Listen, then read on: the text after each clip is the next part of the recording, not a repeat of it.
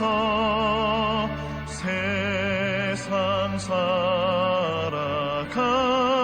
동안 찬송하게 하소서. 손과 발을 들이니 주여 받아주셔서 주의 일을 위하여 민첩하게 하소서.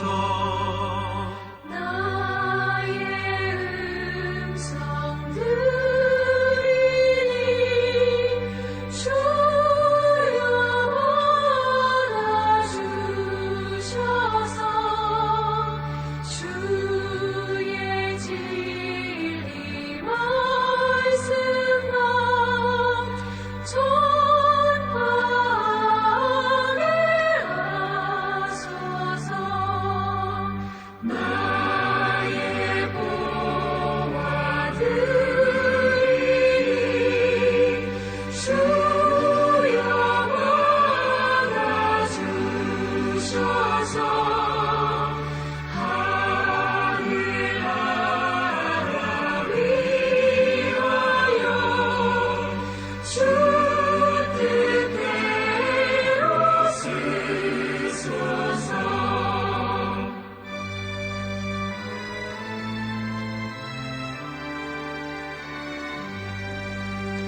나의 시간 드리니 주여 받아주셔서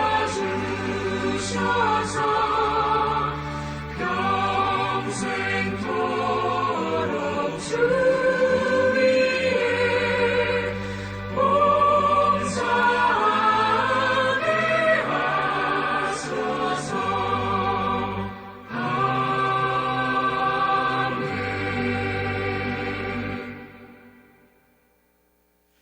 전능하사 천지를 만드신 하나님 아버지를 내가 믿사오며 그 외아들 우리 주 예수 그리스도를 믿사오니 이는 성령으로 잉태하사 동정녀 마리아에게 나시고 본디오 빌라도에게 고난을 받으사 십자가에 못 박혀 죽으시고 장사한 지 사흘 만에 죽은 자 가운데서 다시 살아나시며 하늘에 오르사 전능하신 하나님 우편에 앉아 계시다가 저리로서 산 자와 죽은 자를 심판하러 오시리라. 성령을 믿사오며 거룩한 공회와 성도가 서로 교통하는 것과 죄를 사하여 주시는 것과 몸이 다시 사는 것과 영원히 사는 것을 믿사옵나이다. 아멘. 오늘 하나님께서 우리에게 주시는 말씀은 신명기 26장 12절에서부터 19절까지의 말씀입니다.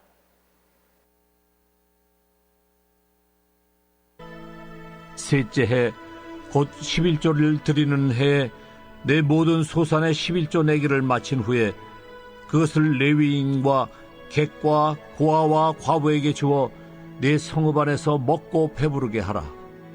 그리할 때에 내 하나님 여호와 앞에 아뢰기를 내가 성물을 내 집에서 내어 레위인과 객과 고아와 과부에게 주기를 주께서 내게 명령하신 명령대로 하였사오니 내가 주의 명령을 범하지도 아니하였고 잊지도 아니하였나이다. 내가 애곡하는 날에 이 성물을 먹지 아니하였고 부정한 몸으로 이를 떼어두지 아니하였고 죽은 자를 위하여 이를 쓰지 아니하였고 내 하나님 여호와의 말씀을 청종하여 주께서 내게 명령하신 대로 다 행하였사오니 원하건대 주의 거룩한 처소 하늘에서 보시고 주의 백성 이스라엘에게 복을 주시며 우리 조상들에게 맹세하여 우리에게 주신 젖과 꿀이 흐르는 땅에 복을 내리소서 할지니라. 오늘 네 하나님 여호와께서 이 규례와 법도를 행하라고 네게 명령하시나니 그런즉 너는 마음을 다하고 뜻을 다하여 지켜 행하라.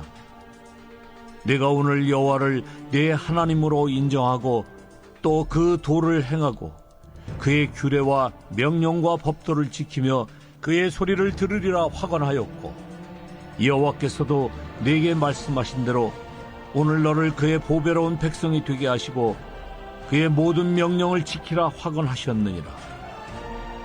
그런즉 여호와께서 너를 그 지으신 모든 민족 위에 뛰어나게 하사 찬송과 명예와 영광을 삼으시고 그가 말씀하신 대로 너를 네 하나님 여호와의 성민이 되게 하시리라.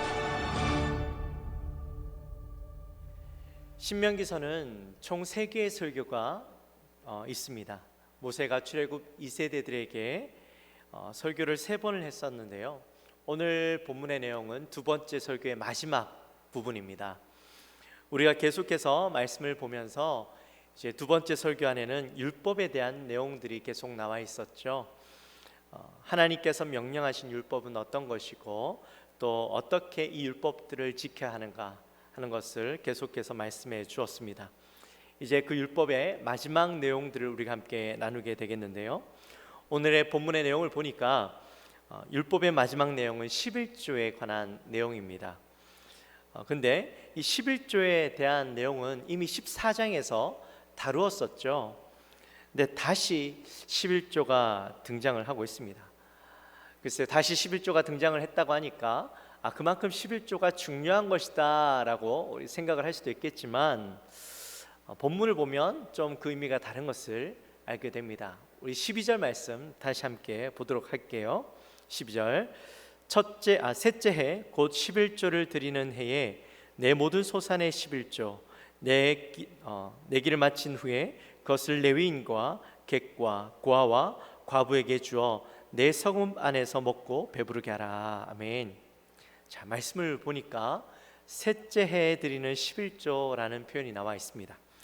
이것을 봤을 때 셋째 해에는 11조가 뭔가 좀 달랐구나 하는 것을 알 수가 있으시겠죠. 11조는 그 해의 소산 10분의 1을 하나님 앞에 드리는 것입니다. 그리고 이 10분의 1 드리는 것은 레위인들과 제사장들의 생활비로 쓰였던 것이죠. 그런데 이스라엘 민족들에게 또 다른 11조가 있었습니다. 11조를 드리고 난 뒤에 다시 남은 10분의 9 중에서 다시 11조를 드리는 겁니다. 그래서 이것을 제2의 11조라고 부르기도 하고 절기 11조라고 부르기도 했는데요.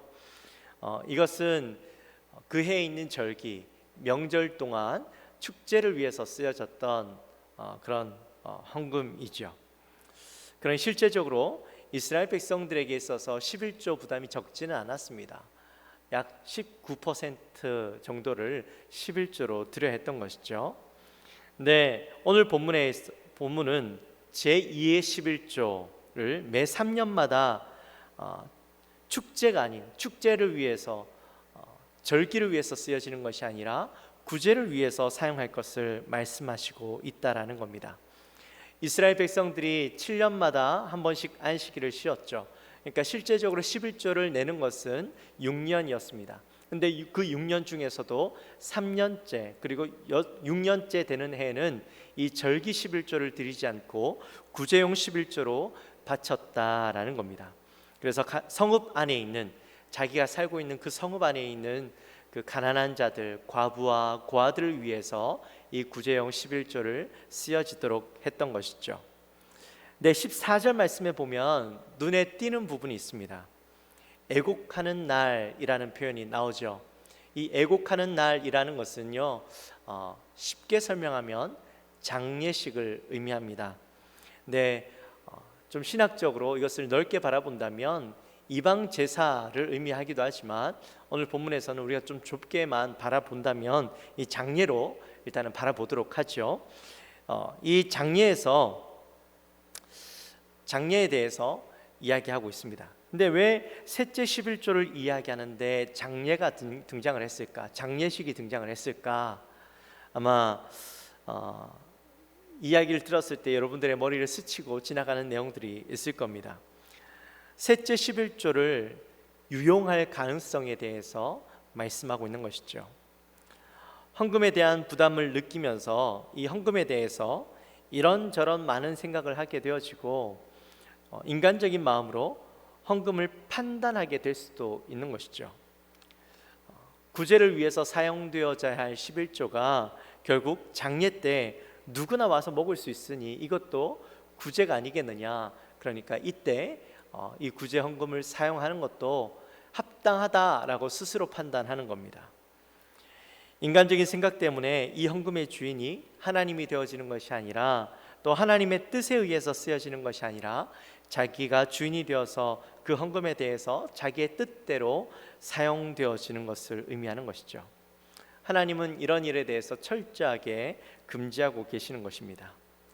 하나님의 명령에는 철저하게 순종하고 또 말씀대로 행할 것을 인간적인 뜻과 생각이 들어가지 않도록 분명하게 선을 그어서 말씀해 주고 있는 것이죠. 그러니까 인간적인 판단을 할 수 없도록 애초부터 하나님께서 여기에 분명하게 말씀해 주고 계시는 겁니다. 11조는 하나님의 명령이기도 하지만 이것을 통해서 우리의 삶을 더 어렵게 하고 가난하게 하려고 하는 목적이 있는 것은 아닙니다. 우리가 11조를 더 많이 내서 내가 먹고 살기 힘들다, 어렵다 이렇게 만들고자 하는 것이 아니라는 거죠. 11조를 통해서 하나님이 나타내시고자 하시는 것은 복을 주시는 분은 하나님이시다, 또 이 모든 것의 주인이 되시는 분은 하나님이시다라는 것을 이야기하고 있는 것입니다. 하나님의 백성들은 나 혼자 잘 먹고 잘 사는 것이 중요한 것이 아니라 하나님이 주시는 복으로 함께 잘 살아가기 원하신다라는 거죠. 하나님이 우리를 사랑하셨던 것처럼 하나님께서 우리에게 이 땅에서 풍요롭게 살아갈 수 있도록 많은 복을 주시고 또 그 주신 복을 함께 나누고 살아가기를 원하신다라는 겁니다. 그리고 함께 나누고 살아갈 때 하나님은 우리에게 더 많은, 더 놀라운 축복을 허락해 주신다라는 사실을 우리가 꼭 기억하길 원하시는 것이죠. 축복은요, 머물러 있으면 안 됩니다. 이 복이라는 것은요, 흘러갈 때에 더 그 복이 복되고 더 큰 축복으로 다시 돌아온다라는 것이죠. 19절 말씀에 보면 하나님의 성민이라는 표현이 나옵니다. 이 하나님의 성민이 된다라는 것은 하나님이 주시는 복을 경험하고 그 주시는 복을 통하여서 하나님을 날마다 찬양하고 경배하고 하나님께 영광 올려드리고 또 하나님이 주신 복을 세상 가운데 흘려보내므로 온 세상이 그 하나님을 깨닫게 되고 그 하나님을 경험하게 되고 또한 그들도 하나님을 예배하게 되고 하나님을 찬양하게 되는 것, 바로 그러한 역할들을 하는 사람들이 하나님의 성민이지요. 나 혼자 복 많이 받아서 나 혼자 잘 먹고 잘 사는 것, 그것은 하나님의 성민으로서의 삶이 아니라는 겁니다. 우리 사랑하는 영광교회 모든 성도님들도 하나님의 성민으로서 참된 복을 누리게 되시고 하나님께서 주신 것 하나님께 감사함으로 그 복을 흘려보내는 그러한 삶을 살아가시는 우리 모든 성도님들이 되어지시기를 주님의 이름으로 축원합니다. 기도하겠습니다. 하나님 아버지 감사합니다. 저희들을 사랑하시고 오늘 귀한 또 말씀을 함께 나눌 수 있도록 은혜 주신 것 감사합니다. 하나님, 오늘은 우리가 신명기 26장 말씀을 함께 나누었습니다. 하나님, 이제 두 번째 설교를 마치면서 이스라엘 백성들에게 마지막으로 하나님의 율법을 지킬 것을 말씀하였습니다. 11조를 드리되 제3의 11조, 구제용으로 드리는 11조를 통하여서 많은 사람들과 함께 하나님 주신 복을 누리고 함께 살아가길 원하시는 하나님의 놀라운 뜻과 사랑을 기억하고 우리가 받아 누린 복을 많은 사람들에게 흘려보낼 수 있는 귀한 인생을 살아가는 모든 성도님들 될 수 있도록 인도하여 주옵소서. 감사합니다. 예수님의 이름으로 기도하옵나이다. 아멘. 하늘에 계신 우리 아버지여, 이름이 거룩히 여김을 받으시오며 나라의 마옵시며 뜻이 하늘에서 이루어진 것 같이 땅에서도 이루어지이다. 오늘날 우리에게 일용할 양식을 주옵시고 우리가 우리에게 죄 지은 자를 사하여 준 것 같이 우리 죄를 사하여 주옵시고 우리를 시험에 들게 하지 마옵시고 다만 악에서 구하옵소서. 대개 나라와 권세와 영광이 아버지께 영원히 있사옵나이다. 아멘. 우리 시간에 함께 또 기도하실 때에는 우리 사랑하는 영광교회를 위해서 또 나라와 민족을 위해서 또 여러분의 가정과 우리 후대들을 위해서 또 나라와 민족을 위해서 함께 기도하시고 우리 환우들을 위해서 함께 기도하도록 하겠습니다. 우리 이 시간 주여 한번 크게 부르짖고 기도하며 나갑니다. 주여! 하나님 아버지 감사합니다. 저희들을 사랑하시고 또 오늘 귀한 새벽에 주님 앞에 나와 하나님 말씀을 듣고 예배하게 하시고 하루를 시작하게 하시니 감사합니다. 하나님, 먼저 우리 사랑하는 영광교회를 위해서 기도합니다. 우리 영광교회를 주님께서 품어주시고 하나님의 귀한 사역들을 감당하며 마지막 때를 살아가는 귀한 하나님, 우리 성도들이 하나님의 뜻을 깨달아 그 귀한 삶들을 살아가기에 부족함이 없도록 도와주옵소서.